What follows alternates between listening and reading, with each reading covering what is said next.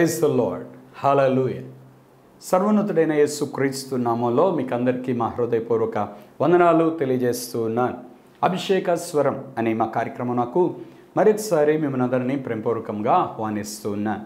ప్రభునందు ప్రియులారా, మీ అందరూ బాగున్నారా? దేవుని కృపలో మీరు అనుదినము వర్ధిల్లాలి అని మీ అందరి కోసం ప్రార్థన చేస్తూ ఉన్నాను. ప్రియులారా, మీకు అందరికీ నూతన సంవత్సర శుభాకాంక్షలు తెలియజేస్తూ ఉన్నాను. Wish you A happy and a blessed new year. ఈ సంవత్సరం అంతా దేవుడు మీకు తోడై ఉండి మిమ్మలను మీ కుటుంబాలను దేవుడు ఆశీర్వదించునుగాక. మీరు చేసే ప్రతి పనిని దేవుడు ఆశీర్వదించునుగాక. దేవుని యొక్క ఆశీర్వాదం మీరు కన్నులారా చూచుదురుగాక. మీ గిన్నెలు నిండి పొర్లునట్లుగా దేవుడు మిమ్మల్ని దీవించునుగాక. దేవుడు మీకు కాపరిగా తోడుండి ఈ సంవత్సర ప్రారంభం నుంచి సంవత్సరం ముగింపు వరకు దేవుని యొక్క ఆశీర్వాదం నిండారులుగా దేవుడు మీకు కలుగచేయునుగాక. ప్రియులారా, ప్రభువు మనకు తోడుగా ఉండి నడిపిస్తాడు. నమ్మదగిన దేవుడు. ప్రియులారా, ఈ న్యూ ఇయర్ మనం చూస్తున్న ఈ January 1st అనేది ఇది ఎలా స్టార్ట్ అయింది? ఈరోజు January 1st క్యాలెండర్ ఎలా స్టార్ట్ అయింది అంటే దీనికి మూలం యేసుక్రీస్తు ప్రభువారే. ప్రియులారా, ఇప్పటికీ మనం ఇన్ని సంవత్సరాలు అని లెక్క పెడుతున్నాము అంటే యేసు ప్రభువారు పుట్టి ఇప్పటికీ ఇన్ని సంవత్సరాలు అని లెక్క. కాబట్టి కాలానికి మూలమైన యేసయ్య మిమ్ములను మీ కుటుంబాలను నిశ్చయముగా ఆశీర్వదించబోతూ ఉన్నాడు. ప్రియులారా, ఈరోజు బైబిల్ గ్రంథంలోంచి చక్కని వాక్యాన్ని జ్ఞాపకం చేసుకుందాం. చూడండి, ద్వితీయోపదేశకాండము 11వ అధ్యాయము 11-12 వచనాలు చదువుకుందాం. మీరు నది దాటి స్వాధీనపరచుకొనుటకు వెళ్ళుచున్న దేశము కొండలు లోయలు గల దేశం. అది ఆకాశ వర్ష జలము త్రాగును. అది నీ దేవుడైన యెహోవా లక్ష్యపెట్టు దేశము. నీ దేవుడైన యెహోవా కన్నులు సంవత్సరాది మొదలుకొని సంవత్సరాంతం వరకు ఎల్లప్పుడూ దాని మీద ఉండును. ప్రియులారా, ఇక్కడ మోషే ఓ చక్కటి ఉపదేశాన్ని ఇశ్రాయేల్ ప్రజలకి తెలియజేస్తూ ఉన్నాడు. మీరిప్పుడు వెళ్ళబోతున్న దేశం, మీరిప్పుడు ప్రవేశించబోతున్న దేశం కనానును గురించి మోషే ఇశ్రాయేల్ ప్రజలకి ముందుగా చెప్తున్నాడు. అక్కడ చాలా గొప్ప ఆశీర్వాదాలు ఉన్నాయి, చాలా గొప్ప కొండలు ఉన్నాయి, చాలాగే లోయలు కూడా ఉన్నాయి. కానీ మీరు కలవరపడవలసిన అవసరం లేదు. కొండలను మీరు ఎక్కి దాటగలుగుతారు, లోయలను మీరు దాటగలుగుతారు. మీ దేవుడు మీకు ముందుగా నడుస్తాడు, దేవుడు మీకు తోడుగా ఉంటాడు, దేవుడు మీకు సహాయం చేస్తాడు. కాబట్టి మీరు దేనికి కలవరపడాల్సిన పని లేదు, దేనికి మీరు భయపడవలసిన పని లేదు. దేవుడు మీకు సహాయం చేసి నడిపిస్తాడు. మీరు నది దాటి అంటున్నాడు. ఇశ్రాయేల్ ప్రజలు నది దాటి యొర్దాను నదిని దాటి స్వాధీనపరచుకోబోతున్న దేశం. అయితే ఇప్పుడు మనము సంవత్సరము దాటి మరొక సంవత్సరంలోనికి మనం ప్రవేశిస్తున్నాం.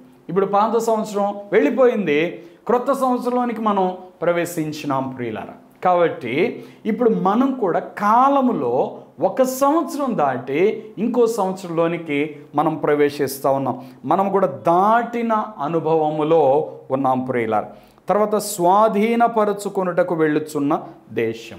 ఈ ఇయర్ మొత్తం కూడా మన స్వాధీనం. ఈ ఇయర్ మొత్తం మనం జీవిస్తాం.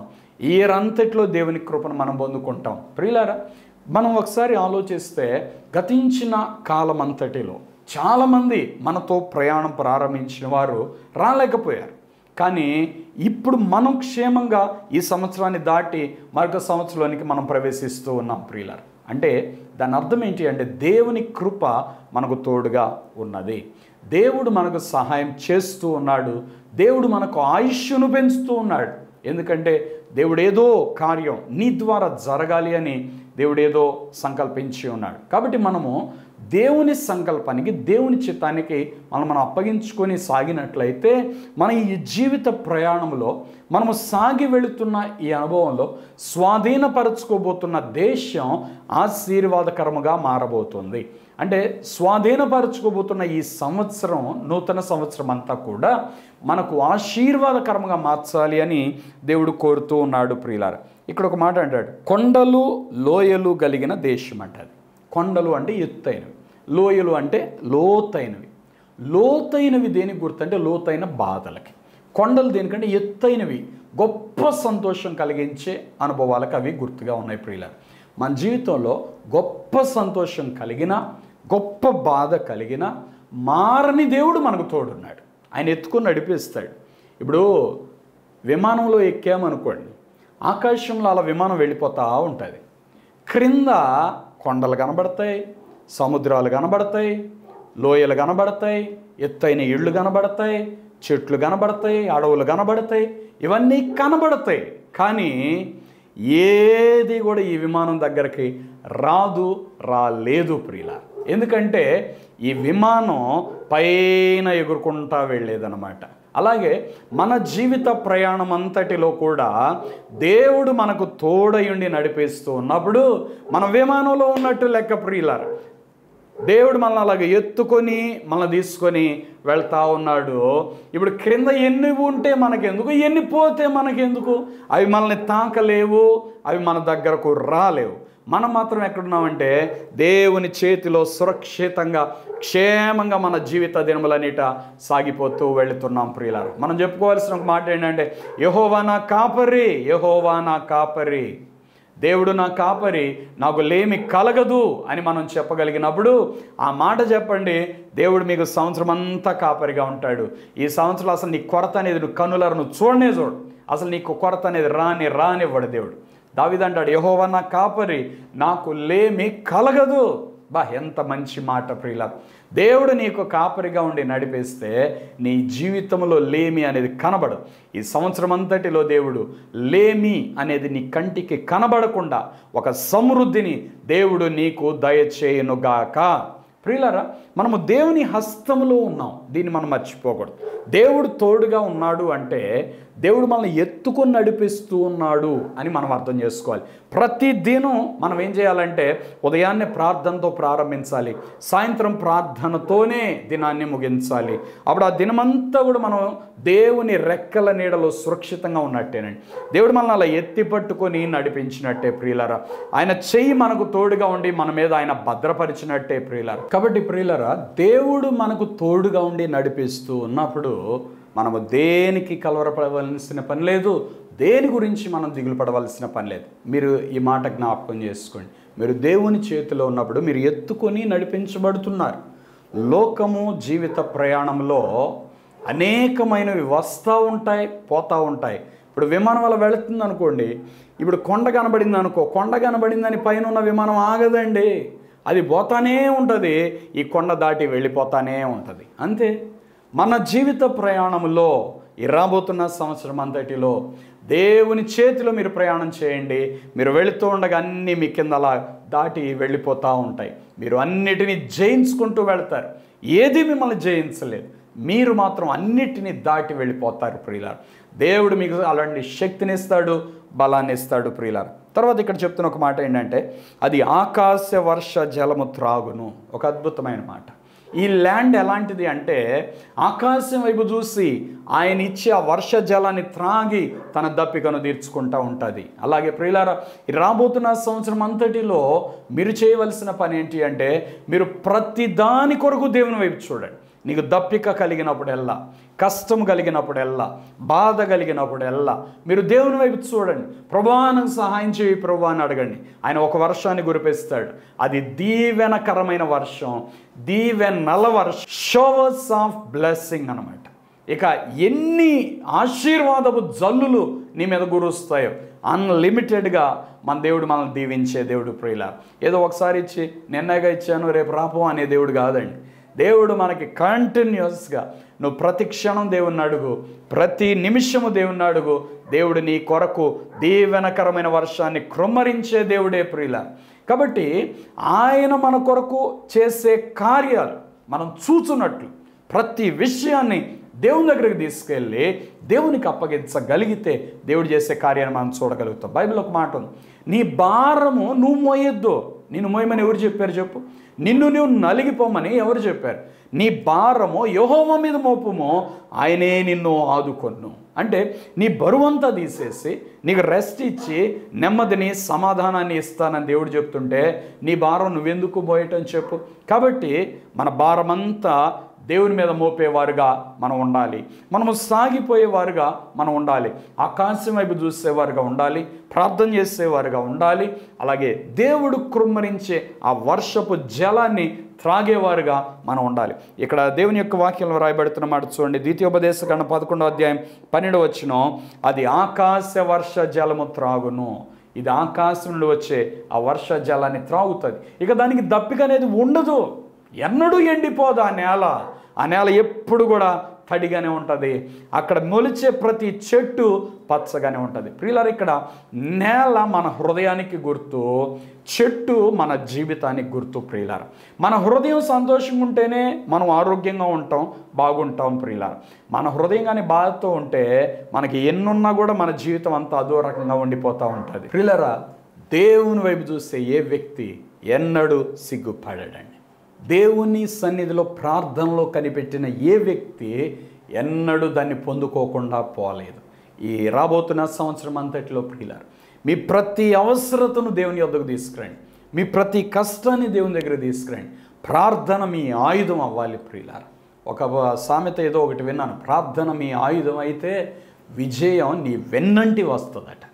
దేవుడు నీకు తోడుగా ఉన్నాడు, నీ ప్రక్కనే ఉన్నాడు, నీలో ఉన్నాడు. తప్పక నీ ప్రార్థన వింటాడు. దేవుడు నీకు సహాయం చేస్తాడు. అది ఆకాశ వర్ష జలం త్రాగేది. నేల మీద ఉండే నీరు కొద్ది కాలానికి అయిపోవచ్చండి. ఆకాశం నుంచి వచ్చే వర్ష జలం ఎప్పుడు కూడా న్యూ, ఫ్రెష్ అన్నమాట. ఇంకా ఇంకా ఇంకా వస్తూనే ఉంటుంది. అక్కడ అది అన్లిమిటెడ్. అలాగే మన జీవితంలో కూడా దేవుడిచ్చేవి కొరత ఉండదండి. మనుషులు చేసే సహాయం అప్పుడప్పుడు కొంచెం కొంచెమే చేయొచ్చు, కానీ దేవుడు చేసే సహాయం మనకు అన్లిమిటెడ్గా ఎంత కావాలంటే అంత వస్తూనే ఉంటుంది. ప్రియులారా, రాబోతున్న నూతన సంవత్సరంలో దేవుని మీద ఆధారపడండి. దేవుని సన్నిధిలో ప్రార్థన చేయండి. ఆకాశ వర్ష జలం నీ కొరకు ఉన్న ఆ దీవెనలు మీరు పొందుకోండి అని మనవి చేస్తున్నాను. బైబిల్లో దేవుడు చెప్పిన ఒక మాట ఏంటి అంటే, ఆకాశ వాకిండ్లు విప్పి పట్టజాలనంత విస్తారమైన దీవెనలు కుమ్మరిస్తాను అన్నాడు. ఆకాశ వాకిళ్ళు విప్పుతానన్నాడు దేవుడు. ఆయన కానీ ఆ వాకిలు విప్పాడు అనుకోండి, మన మీద ఎటువంటి వర్షం కురుస్తుందంటే మనం పట్టజాలనంత దీవెనలు పొందుకుంటామంట. అంటే ఇక మనం బాబోయ్ ఇక భరించలేము నాయన అనేంత దీవెనలు అంట. దేవుడిచ్చే విషయంలో ఎప్పుడు కూడా ఆయన సంకుచితమైన మనసు కలిగిన దేవుడు కాదు, కొంచెం కొంచెం ఇచ్చే దేవుడు కాదు. బైబిల్లో ఉంది ఆయన ధారాళంగా దయచేసే దేవుడు అట. ప్రియులారా, కాబట్టి దేవుని యొద్ద అవి పొందుకొనుటకై మనం చేయవలసిన కొన్ని విషయాలు నేను మీతో చెప్తాను. ప్రియులారా, ఈ నూతన సంవత్సరంలో మీరు చేసుకోవాల్సిన కొన్ని తీర్మానాలు. నెంబర్ 1, ప్రతి ఆదివారం ఖచ్చితంగా దేవుని మందిరానికి మీరు వెళ్ళాలి, వెళ్ళి తీరాల్సిందే. ఇది దేవుని ఆజ్ఞ అంతే. 10 ఆజ్ఞలో ఒక ఆజ్ఞ, విశ్రాంతి దినమును పరిశుద్ధంగా ఆచరించడం జ్ఞాపకం ఉంచుకొనుము. ప్రియులారా, మనం ఆదివారం నాడు దేవుని సన్నిధికి వెళుతున్నాం. ఆయన పునరుద్ధాన దినం, అది ప్రభు దినం. కాబట్టి మనం ఖచ్చితంగా దేవుని సన్నిధిలో మనం గడపాలి. ఆ దినాన్ని ఎక్కడ ఫంక్షన్లో, పార్టీలో ఎక్కడ మనం గడపడానికి వీల్లేదు. ఖచ్చితంగా మనం ప్రభు దినం ప్రభు సన్నిధిలో గడపాలి. రెండవది, మన కష్టార్జితంలో ఖచ్చితంగా దశంభాగం దేవునికి ఇస్తూ ఉండాలి. ప్రియులారా, దేవుని పని కొరకు మనం ఇవ్వాలి. ఇంకా చెప్పాలంటే దశంభాగమే కాదు, ఇంకా ఎక్కువగా తాను వర్ధిల్లిన కొలది తాను ఇష్టపూర్వకంగా మనస్ఫూర్తిగా ఎంతైతే అంత దేవుని పనిలో సహకారులుగా ఉండాలి. ప్రియులారా, టీవీ పరిచర్యకు మీరు ఎంతో సహకారులుగా ఉండాలి అని మనం చేస్తూ ఉన్నాం. అలాగే మీ సంఘ పరిచర్యల్లో జరిగే కొన్ని కార్యక్రమాలకు మీరు ముందుండాలి అని మనం చేస్తున్నాను. దేవుడు అంట ఉత్సాహంగా ఇచ్చేవారిని ప్రేమిస్తాడట. ప్రియులారా, నా జీవిత అనుభవంలో నేను చూస్తుంది ఏంటి అంటే, ఎవరైతే దేవుని పని కొరకు తమ గుప్పిలిని ధారాళంగా విప్పడం ప్రారంభిస్తారో, వెనకాడకుండా విప్పడం ప్రారంభిస్తారో, దేవునికి ఇవ్వటం ప్రారంభిస్తారో, వారి సమృద్ధిని కన్నులార వారు చూడగలుగుతారండి. అణచి కుదిలించి దిగజారునట్లుగా ఇచ్చేవాడికంట దేవుడు కూడా అదే కొలతతో ఇస్తాడట. అంటే నువ్వు ఎంత ఎక్కువగా దేవునికి ఇవ్వాలనే మనసు నీకు ఉంటుందో, అది ఇవ్వటం ప్రారంభించినప్పుడు, అది ప్రారంభం, దశభాగం అనేది ప్రారంభిస్తాం. ప్రారంభం అది అంతే, అదే అల్టిమేట్ కాదండి. అది ప్రారంభం, దశభాగంతో ప్రారంభిస్తాం. ఇంకా ఎంతైనా మనం దేవుని పని కొరకు ఇవ్వచ్చునండి. దేవుని పనిలో మనం ఎంత సహకారులుగా ఉంటే దేవుని పని అంతా జరుగుతూ ఉంటుంది, సువార్త అంతా ప్రకటన ముందుకు వెళ్తూ ఉంటుంది. ప్రియులారా, కాబట్టి ఆ విషయంలో మీరు ముందుండాలని మనం చేస్తున్నాం.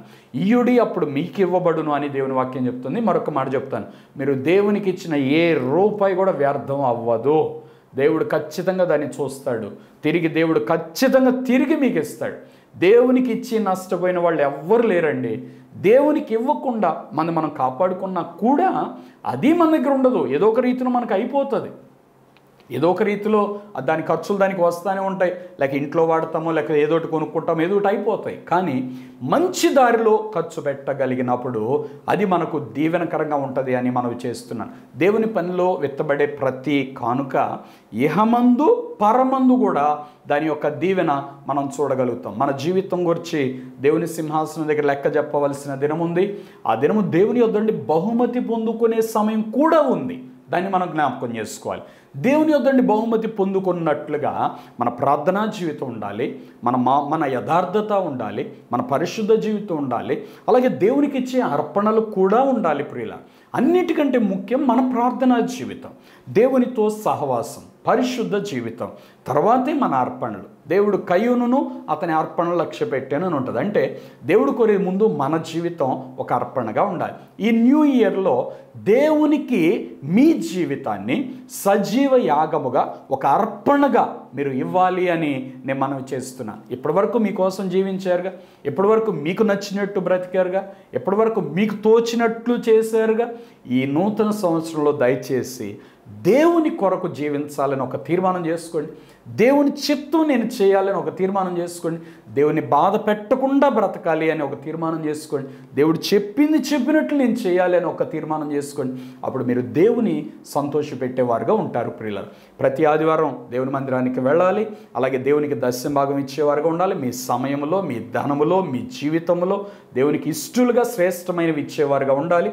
మూడవదిగా మీ సమయాన్ని ప్రార్థనలో గడపటానికి కొంచెం ఎక్కువ సమయం కేటాయించుకోండి. సమయంలో రోజులో దేవుడు మనకి 24 గంటలు ఇస్తూ ఉన్నాడు. ప్రియులారా, మనం 24 గంటలు కనీసం ఉదయం 1 గంట, సాయంత్రం 1 గంట దేవుని సన్నిధిలో గడపడానికి తీర్మానం చేసుకోండి.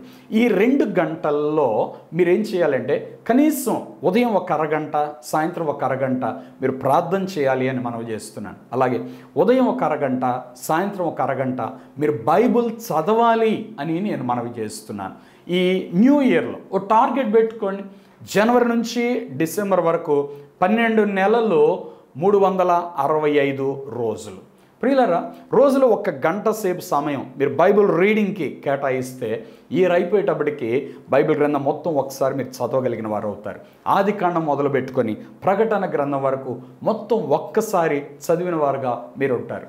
ఉదయం 1 అరగంట బైబిల్ చదవండి, సాయంత్రం 1 అరగంట బైబిల్ చదవండి. ఒకవేళ మధ్యలో మీకు ఏదైనా సమయం దొరికితే అప్పుడు వాక్యాన్ని చదవండి. అయితే ఒక గురి పెట్టుకోండి. ఎందుకంటే ఇప్పుడు మనం దేవునితో సహవాసాన్ని వెతుకుతున్నాం. ఆకాశపు వాక్యంలో తెరవబడాలి, ఆకాశ వర్ష జలం మనం త్రాగాలి. కాబట్టి మనము దాన్ని పొందుకున్నట్లుగా మన మార్గాన్ని ఒకటి సరళం చేసుకోవాలి. అందుకోసమై దేవుని వాక్యాన్ని మనం చదవాలి. ప్రియులారా, ఇప్పుడు ఆదికాండం నుంచి ప్రకటన గ్రంథం వరకు బైబిల్ గ్రంథం మొత్తం ఒక్కసారి చదివితే అసలు దేవుడు మనతో ఏం మాట్లాడుతున్నాడు, దేవుడు మన జీవితంలో ఏ కార్యం చేస్తానన్నాడు, దేవుడు మన జీవితం పట్ల ఆయన ఏ ప్రణాళిక, ఏ ఆలోచన కలిగి ఉన్నాడని మనకు ఒక అవగాహన వస్తుందండి. కాబట్టి ఈ కార్యక్రమం చూస్తున్న దేవుని బిడ్డలందరికీ ఒక టార్గెట్గా లేక ఒక గోల్గా ఇది పెట్టుకోండి. ఈ సంవత్సరంలో ఒక్కసారి నేను బైబిల్ గ్రంథం మొత్తం చదవాలి. ఈ ఒక్క తీర్మానం మీరు చేసుకోండి. జనవరి నుంచి 1 తారీఖు నుంచి డిసెంబర్ 31 లోపుగా ఈ బైబిల్ గ్రంథం మొత్తం ఒక్కసారి చదివాను అని మీరు చెప్పగలగాలి. ఇంకా మీకు ఆసక్తి ఉండే టైం ఉంటే ముందే కూడా మీరు చదివేయవచ్చు. అయితే ఈ ఇయర్లో ఒక్కసారి చదవటానికి మీరు తీర్మానం చేసుకోవాలి అని మనం చేస్తున్నాం. ప్రతి ఆదివారం దేవుని మందిరానికి వెళ్ళాలి, దేవునికి ఇచ్చే అర్పణల్లో వెనకాడకుండా ఇవ్వాలి, అలాగే మీ సమయం ప్రార్థనకు ఇవ్వాలి, అలాగే బైబిల్ రీడింగ్కి మీరు ఇవ్వాలి అని మనం చేస్తున్నాం. తర్వాత 4వది, దేవుని సన్నిధిలో మీరు గడిపేటప్పుడు ప్రార్థన చేసేటప్పుడు సహజంగా మనం ఏం చేస్తుంటామంటే మనం అన్నీ దేవుని దగ్గర అప్పచెప్పి వెళ్ళిపోతూ ఉంటాం. అది చేయి ప్రభు, ఇది చేయి ప్రభు, అది చేయి ప్రభు, ఇది చేయి ప్రభు అని మన అవసరతలన్నీ చెప్పేస్తాం. ఆ తర్వాత ఏం చేయాలో అర్థం కాదు. ఈ సంవత్సరం మీ ప్రార్థనా జీవితం ఎలా ఉండాలి అంటే మీరు మోకరించి ప్రార్థన చేసేటప్పుడు కళ్ళు మూసుకోండి. దేవుని మనస్సు ఏంటో ఒక్కసారి అర్థం చేసుకోవడానికి ప్రయత్నం చేయండి. ఎందుకంటే ఇప్పుడు మనం ఒక వ్యక్తితో మాట్లాడేటప్పుడు ఆ వ్యక్తి ఎలా రెస్పాండ్ అవుతున్నాడు అనేది మనం చూస్తాం కదండి, గమనిస్తాం కదా. మరి దేవుడు నీ పట్ల ఎలా రెస్పాండ్ అవుతున్నాడు? నీ పట్ల దేవుడు సంతోషంగా ఉన్నాడా? నీ పట్ల దేవుడు ఏ విషయంలో అయినా బాధపడుతున్నాడా? నీ పట్ల దేవుడు ఇంకా నువ్వేదన్నా చేయాలి అని దేవుడు ఏమైనా ఎదురు చూస్తున్నాడా నీ నుంచి? అదొకటి మీరు గమనించండి. దేవుని మనస్సును గ్రహించడానికి ప్రారంభించండి. దానికోసమే మీ ప్రార్థనలో మీరు కేటాయించుకున్న సమయంలో కొద్ది సమయం మౌనముగా అలా కనిపెట్టి మీరు చూడండి. మీరు అలా కనిపెట్టి చూసేటప్పుడు దేవుడు స్వరం ద్వారా మాట్లాడవచ్చు, ఒక వాయిస్ మీ చెవులకు వినబడవచ్చండి, లేక ఒక దర్శనం మీ కళ్ళ ముందు కనబడవచ్చు, లేక దర్శనంలో కొన్ని లెటర్స్ రాయబడిన వాక్యం మీ కంటి ముందు అలా కనబడవచ్చు. ఏ రీతిగా అయినా దేవుడు మిమ్మల్ని దర్శించవచ్చు. ఒకవేళ దేవుడే మీకు కనబడవచ్చు. బైబిల్లో కొంతమంది భక్తులు అలా ప్రార్థన చేస్తూ ఉన్నప్పుడు పరవశులైపోయారట. అంటే వారి ఆత్మను దేవుడు తీసుకొని వెళ్ళిపోయి పరలోకాన్ని చూపించాడు, ఇంకా అనేక విషయాలు చూపించాడు. ప్రార్థనలో ఇటువంటి కార్యాలు జరుగుతాయి. ఎప్పుడో తెలుసా? మీరు దేవునికి అప్పగించుకున్నప్పుడు. కాబట్టి ఈ ఇయర్లో ప్రతిరోజు మీరు ప్రార్థన చేసేటప్పుడు, మీరు కూర్చొని ప్రార్థన చేస్తున్నప్పుడు కొద్ది సమయం అలా మౌనముగా దేవుని మనస్సు ఏంటి కనిపెట్టడానికి ప్రయత్నం చేయండి. దేవుడు ఇంకా మిమ్మల్ని ఏమైనా చేయమని కోరుతున్నాడా? మీ పట్ల దేవునికి ఏమైనా ఉన్నతమైన ప్రణాళిక ఉన్నదా? ఇంకా దేవుడు మీ నుంచి ఏమైనా ఆశిస్తున్నాడా? దానికోసమై మీరు కనిపెట్టి ప్రార్థన చేయాలి అని మనవి చేస్తున్నాను. కాబట్టి ప్రియులారా, ఈ 5 విషయాలు ఈ సంవత్సరం మీరు చేయాలి అని మనవి చేస్తున్నాం. మొదటిగా ప్రతి ఆదివారం దేవుని మందిరానికి వెళ్ళాలి. రెండవది మీరు ఇచ్చే అర్పణలు వెనకాడకుండా ఇవ్వాలి. సణుక్కుంటా కాదండి, బలవంతంగా కాదండి, ఉత్సాహంగా ఇవ్వాలి. బైబిల్లో ఉంటుంది, ఉత్సాహంగా దేవునికి ఇచ్చేవాడిని దేవుడు ప్రేమిస్తాడు అని. అది దశమభాగం ప్రారంభం మాత్రమే. ఇంకా మీకు దేవుని మీద ఎంత ప్రేమ ఉంటే అంత అర్పణతో మీరు దేవుని పరిచర్యలో సపోర్ట్గా నిలబడవచ్చును. ప్రియులారా, మీ అర్పణలు దేవునికి ఇవ్వాలి. మూడవదిగా మీ సమయం ప్రార్థనకు అలాగే వాక్య ధ్యానానికి మీరు గడపాలి. తర్వాత 4వదిగా దేవుని సన్నిధిలో దేవుని మనస్సును గ్రహించేవారుగా మీరు ఉండాలి. ఈ విషయాలన్నీ మీరు గమనించాలి అని మనం చేస్తున్నాను. అలాగే ప్రతిరోజు మీ ప్రార్థన సమయం కేటాయించుకోండి. ఉదయం 1 గంట, సాయంత్రం 1 గంట ఖచ్చితంగా దేవునితో గడపటానికి మీరు కేటాయించుకోండి అని మనం చేస్తున్నాం. ఈ అనుభవాలు మనల్ని ఎక్కడికి తీసుకెళ్తాయంటే ఆకాశ వర్ష జలము త్రాగే అనుభవానికి మనల్ని తీసుకొని వెళ్తాయి. ప్రియులారా, ఇక్కడ రాయబడిన మాట చూడండి. అది ఆకాశ వర్ష జలము త్రాగును. 12వ వచనం, అది నీ దేవుడైన యెహోవా లక్ష్య పెట్టు దేశము. నేను చెప్పిన ఈ అనుభవాలు మీరు ఏది చేసినా ఖచ్చితంగా చెప్తున్నాను, దేవుడు మీ ఏడల లక్ష్యం పెడతాడంతే. దేవుడు మిమ్మల్ని చూస్తాడు. ప్రతి ఆదివారం దేవుని మందిరానికి వస్తున్నా నిన్ను దేవుడు చూడ. బైబిల్లో యేసయ్య అంట శరీరధారిగా ఉన్నప్పుడు చర్చికి వెళ్తే 18 సంవత్సరాల నుంచి ఒక ఆవిడ నడుము వంగిపోయి ఉంది. ఆవిడ ప్రతి ఆదివారం మందిరానికి వస్తుంది. ఆమెను చూశాడు, అక్కడికక్కడే ఆమెను బాగు చేశాడు. ఆమె స్థితి మార్చబడింది. దేవుని కనుదృష్టి ఒక్కసారి నీపై పడింది అంటే నీ స్థితి మరో మలుపు తిరిగినట్లే. దేవుడు గొప్ప కార్యం చేస్తాడు. నేను చూస్తాడు దేవుడు. నువ్వు ఏ పని ఇప్పుడు నేను చెప్పిన వీటిలో చేసినా, నువ్వు దేవుని సన్నిధికి క్రమంగా వస్తున్నా, దేవుని సన్నిధిలో ప్రార్థన చేసుకుంటూ ఉన్నా, దేవునికి నీ కానుకలు ఇస్తూ ఉన్నా, లేక దేవుని వాక్యాన్ని చదువుతూ ఉన్నా, లేక దేవుని మనస్సును గ్రహించుటకే నువ్వు దేవుని సన్నిధిలో కనిపెట్టి చూస్తున్నా, ఇవన్నీ దేవుని కనుదృష్టి నీ మీద పడేలాగున చేస్తాయి, నిన్ను లక్ష్య పెట్టేలాగున చేస్తాయి. ప్రియులారా, నీ దేవుడైన యెహోవా లక్ష్యపెట్టు దేశము, నీ దేవుడైన యెహోవా కన్నులు సంవత్సరాది మొదలుకొని సంవత్సరాంతం వరకు ఎల్లప్పుడూ దాని మీద ఉండును. చూసారు, దేవుని కన్నులు నీ మీద ఉంటాయండి. ఎప్పటి నుంచి ఎప్పటి వరకు? ఇయర్ ప్రారంభం నుంచి ఇయర్ ఎండింగ్ వరకు దేవుని కన్నులు నీ మీద ఉంటాయి. నీ మీద, నీ కుటుంబం మీద ఉంటే ఎంత బాగుంటాయి. మీరందరూ కుటుంబంగా కలిసి ప్రియులారా కుటుంబ ప్రార్థన ఇంట్లో పెట్టండి. ఈరోజున అనేక మంది క్రైస్తవుల కుటుంబాల్లో కుటుంబ ప్రార్థనలు ఆగిపోయినాయి. వాళ్ళు మాట వింటలేదని, వీళ్ళు వింటలేదని, వాళ్ళు రారండి, వీళ్ళు రారండి, సాకులు ఎక్కువైపోయినాయి. సాకులు చెప్పి పోగొట్టుకోవటం కాదు, ఎలా బిల్డ్ చేయాలో ప్రారంభించండి. ఎలా పడిపోయిందో వద్దు, అనాలిసిస్ వద్దు, దానివల్ల ఉపయోగం లేదు. ఒకళ్ళనొకళ్ళు నిందించుకున్నందువల్ల, ఒకళ్ళనొకళ్ళు దూషించుకున్నందువల్ల ఉపయోగం లేదు. దానికి బదులు ఒక పని చేయండి, మీరందరూ కూర్చొని ప్రార్థన చేయడం ప్రారంభించండి. కుటుంబ ప్రార్థన టైం ఇదని పెట్టుకోండి. అది దేవుని సమయం అనే దేవుని భయభక్తులు నేర్చుకోండి. కుటుంబంలో ప్రతి ఒక్కరూ ఫస్ట్ ప్రారంభించండి. మీరు తల్లిగా ప్రారంభించు, తండ్రిగా ప్రారంభించు, బిడ్డలను ఒక్కొక్కరిని గ్యాదర్ చేయి. బాలుడు నడవలసిన త్రోవను వానికి నేర్పు. వాళ్ళకి వివాహం కానంత వరకు వాళ్ళు బాలురేనండి. వాళ్ళని కూర్చోబెట్టి మీరు నేర్పించవచ్చు. ఈరోజు వినలేదు రేపు వినరా, ఈరోజు రాలేదు రేపు రారా? ఎందుకు నీ విశ్వాసాన్ని పోగొట్టుకుంటావు? పట్టుదలతో కూర్చో, ప్రార్థన చేయి. ప్రియులారా, ఒక్క వ్యక్తి కూర్చొని ప్రార్థన చేసినా దేవుడు కుటుంబం అంతటిని తీసుకొచ్చి కూర్చోబెడతాడంతే. మీరు విజయాన్ని చూడండి, అపజయాన్ని చూస్తారు. ఎందుకు? వాళ్ళు రారండి అంటే నువ్వు అపజయాన్ని మాట్లాడుతున్నట్టు. అలా మాట్లాడే వ్యక్తివి నువ్వు నీ విశ్వాసాన్ని పోగొట్టుకున్నట్టు కదా. ఇంకా నీ విశ్వాసం ఎక్కడ? దేవుడు చేసే కార్యం ఎక్కడ? నువ్వు దేవుని కార్యం చూడాలి అంటే శూన్యం నుండి సృష్టి చేసిన దేవుడు అని చూడాలి, ఏమైనా చేయగలడు, ఎలాగైనా చేయగలడు అని చూడాలి. నువ్వు కూర్చొని ప్రార్థన చేయటం ప్రారంభించాలి. ఒక్క వ్యక్తి కూర్చొని ప్రార్థన ప్రారంభించిన దేవుడు వారిని అనేక మందిగా చేయగలడు. బైబిల్లో ఒక వాగ్దానం ఏంటో తెలుసా? వారిలో ఒంటరి అయిన వాడు 1000 మంది అగును. ఎన్నిక లేనివాడు, ఇంట్లో ఎవరు నిన్ను పట్టించుకోవట్లేదా? ఎన్నిక లేనివాడు బలమైన జనమగును. ఇది దేవుని వాగ్దానం అండి. దేవుని వాగ్దానాలు వినండి. మనుషులనే మాటలు కాదు పట్టించుకోవాల్సింది, మనుషులు చేసే తిరస్కారం కాదు పట్టించుకోవాల్సింది. దేవుని వాగ్దానాన్ని పట్టుకోండి, ప్రార్థన ప్రారంభించండి. దేవుడు మీ కుటుంబాన్ని కట్టబోతున్నాడు. మీ కుటుంబం అంతా కలిసి ప్రార్థన చేస్తే దేవుడు ఎన్నో గొప్ప కార్యాలు చేయాలని కోరుకుంటున్నాడు. అందుకని సైతాన్ గడికి అది తెలిసి మీలో ఒకళ్ళ మనసులో ఒకళ్ళ కలవకుండా గొడవలు పెట్టేసాడు. అందుకే ఇప్పుడు మీరు ప్రార్థన చేయట్లా. ఇక్కడ గెలిచింది ఎవరంటే మీరందరూ ఓడిపోయిన వాళ్ళే. గెలిచింది సైతాన్. ఇక్కడ మీరందరూ కలవకూడదు, మీరందరూ ప్రార్థన చేయకూడదు. సైతాన్ పెట్టుకున్న ప్లాన్ చక్కగా వాడు జరిగిచ్చాడు. మీరేం చేస్తున్నారు చెప్పండి? సైతాన్ మాట వింటున్నారా మీరు వెంబడించాల్సింది ఎవరిని? సైతాన్నా, దేవుణ్ణా? మరి దేవుని వెంబడించే వాళ్ళు అయితే సహోదరులు ఐక్యత కలిగి నివసించుట ఎంత మేలు అన్నాడు. మీరందరూ కలిసి ఎందుకు ప్రార్థన చేయకూడదు? మీరందరూ కూర్చొని ప్రార్థన చేస్తే ప్రభు మీ జీవితంలో ఎంత గొప్ప కార్యం చేయబోతున్నాడు, మీ కుటుంబాన్ని ఎంత ఆశీర్వదించబోతున్నాడు, ఎంత ఉన్నత స్థితికి లేవనెత్తబోతున్నాడు, దేవుని కార్యములు ఎంత గొప్పగా మీ జీవితంలో జరగబోతున్నాయి. సంవత్సరాది మొదలుకొని సంవత్సరాంతం వరకు దేవుని కార్యములు మీ కుటుంబంలో జరుగునట్లుగా మీ కుటుంబం ఆశీర్వదించబడాలి అంటే మీ పిల్లల్ని దేవుని దగ్గర తీసుకోనండి. కొంతమంది తల్లిదండ్రులు ప్రార్థన చేస్తుంటారు, ప్రభా మా బిడ్డ కోసం ప్రార్థన చేయండి బ్రదర్ అని మమ్మల్ని అడుగుతారు. ప్రభా మా బిడ్డను ఆశీర్వదించాయని దేవుని సన్నిధిలో ప్రార్థన చేస్తారు. ప్రియులారా, మేము ప్రార్థన చేసినా మీరు ప్రార్థన చేసినా మీ పిల్లలు దేవునికి దూరస్తులైతే వాళ్ళు ఎలా ఆశీర్వదించబడతారు చెప్పండి? వాళ్ళు దేవునికి సమీపస్తులుగా వస్తే కదా వాళ్ళు దేవుడిచ్చేది పొందుకోగలుగుతారు. వాళ్ళు దేవునికి దూరం అయితే దేవుడు ఇవ్వు అని మనం దేవునికి చెప్తున్నాం, కానీ దేవుని దగ్గరికి వెళ్ళు అని నీ కొడుకు ఎప్పుడు చెబుతావు? ఇంకా నీ కొడుకు ఎప్పుడు నేర్పిస్తావు? నీ కూతురికి ఎప్పుడు నేర్పిస్తావు? దేవుని దగ్గరకు నువ్వు ఎందుకు వాళ్ళని పట్టుకొని లాక్కు రావు? ఇది చేయాలండి. మనం చేయవలసింది చేయకుండా దేవుణ్ణి ప్రభా నువ్వు ఎవరిని పంపిస్తున్నావు? ఎవరి దగ్గరికి పంపిస్తున్నావు? ఎవరిని ఏం అడుగుతున్నాం? మనం చేయవలసింది ఏంటి? మనం చేస్తున్నది ఏమిటి? అర్థం చేసుకోవాలి ప్రియులారా.